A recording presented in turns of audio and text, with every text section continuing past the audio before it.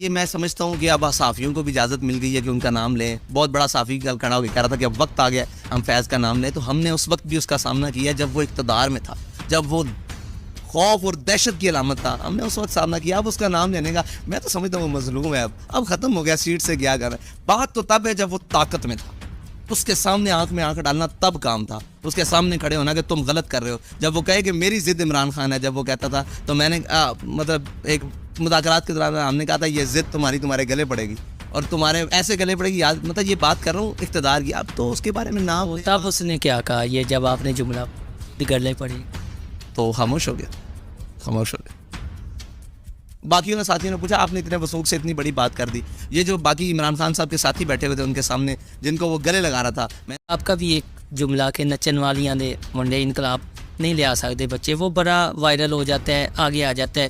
ہماری لیڈرشپ جو ہے وہ میچور ہوگی کہ انہیں نیا ضرورت پڑے اس طرح کے جملوں کی, چاہے کوئی بھی ہے. ضروری نہیں ہے آپ ہی, کوئی بھی ہے, عمران خان ہو, مریم نواز ہو, کوئی بھی مرکزی قیادت ہو کسی بھی جماعت کی. کیا کہ ایسے الفاظ نہ بولے جائیں جن سے کسی کا دل دکھے.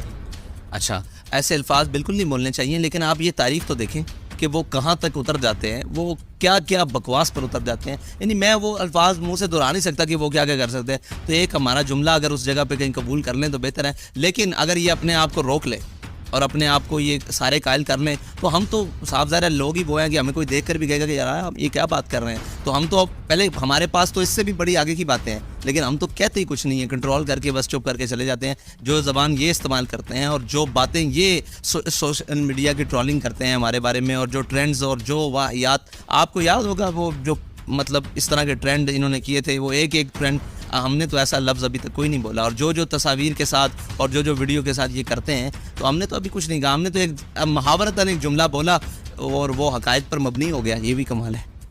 آپ صاحب